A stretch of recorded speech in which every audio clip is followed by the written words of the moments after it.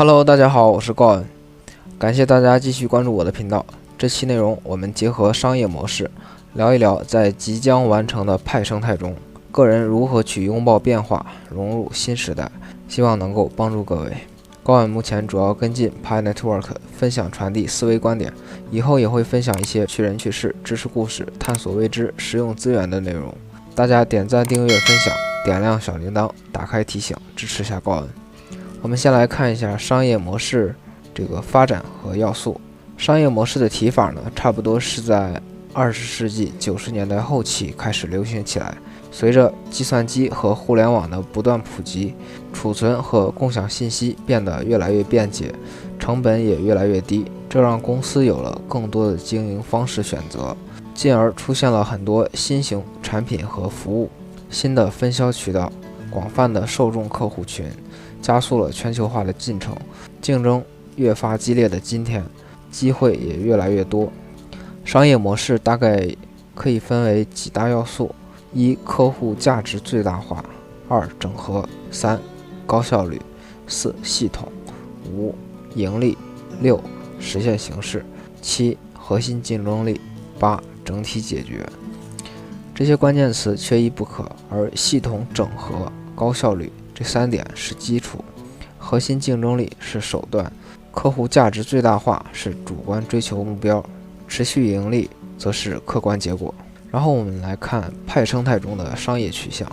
纵观这20年的商业发展，整体由集中化在趋向分散化。为什么要这么说呢？我们先来看一下媒体行业。最开始是由国家下辖的官方媒体来发布，因为这是官媒，有国家背书，大家都信服，而且方式多为报纸、电台、电视台，这是一个阶段。接下来的阶段，由于互联网的发展，一部分人抓准了个人企业媒体这一板块，但是考虑到信服度，形式还是企业，而其他类型企业纷纷注册平台认证号，代表企业发声。官媒这个概念又延伸到了代表企业官方。第三个阶段进入到了自媒体时代，形式分散到了个人身上，每个人都可以去做内容，而在某一领域有专业知识的人建立的个人账号也可以称为个人官方媒体。然后我们可以再简单看一下快消品行业，从集体改制到市场经济，个体合规经营，从大型企业到小型网店，门槛不断的降低，市场需求中套着需求。Pi Network 提供了一个平台，一个可以去不断拓展的生态。许多人都在关注着价格，确实这点也很吸引人，但是长远来看，派生态才是最应该去关注的。个人认为，派生态对接好实体经济后，在低手续费和低能耗的加持下是占优的，而这也为所有人提供了前期的机会。在这个机会中，任何人都可以去参与对接，在参与前就要综合规划好自己的商业模式。现在已经不再是简单的 idea 和投机就可以决出胜负的时代了，也不再是需要官方背景去背书的时代了。个人或者说个体 IP 时代，需要的是系统的安排，整体的力量，也就是合理创新的商业模式。更加的分散化趋势中，更加注重的也将会是联盟合作，不再是一揽子集中资源统一行动，主流将会是多方多项目合作。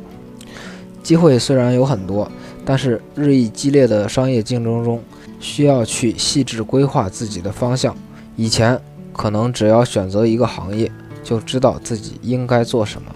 全是固定模式。但是在如今的时代，商业模式可以很快速的被复制，只选好合适的行业还不够，你还需要去设计一个合理创新的有竞争力的商业模式。结合前面提到的内容，时代趋势在向着区块链时代迈进，同时商业趋势也在向着分散化发展。接下来我们做一点关于商业模式的提醒，这里简单分享一下商业模式规划中需要注意的问题，供大家参考。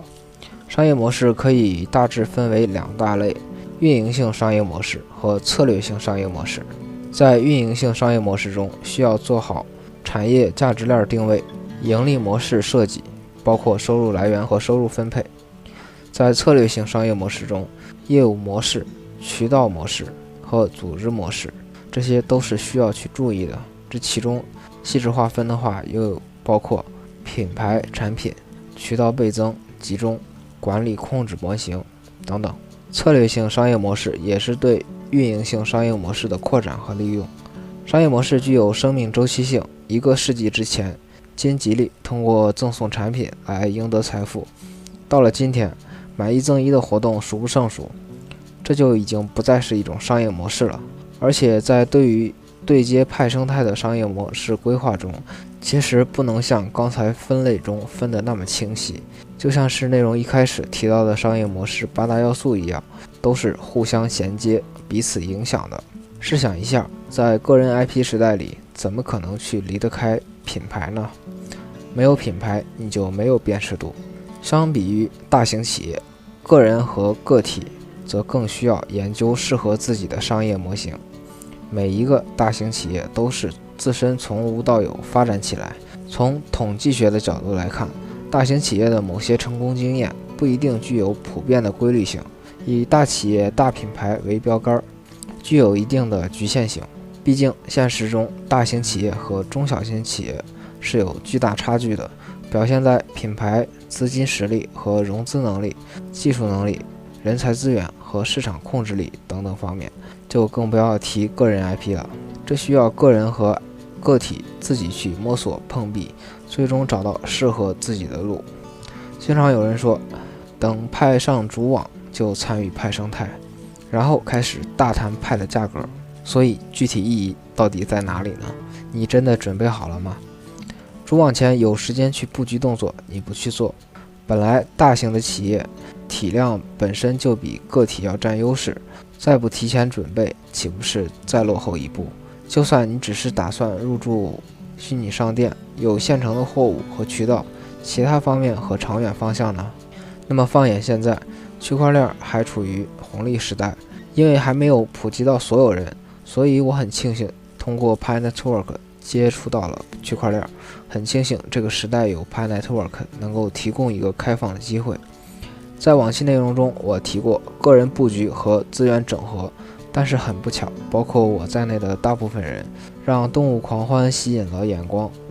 所以在这里重新结合商业模式，再提生态对接的事情，希望能有所帮助。如果有了方向，私聊我加入布局资源合作群。OK， 这期内容就到这里吧。欢迎大家关注混沌界公众号，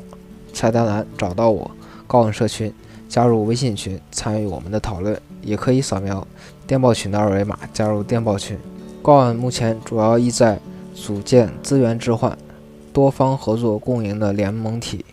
同时不断扩大混沌界派社区。下期我们将分享一些关于交易所的 ETF 机制和它的影响。如果你想熟悉交易市场，个人推荐币安交易所，更稳定一些。注册链接见说明区和评论区。还没有订阅我的，快来一波3连吧！我是高恩，我们下期再见吧，拜拜。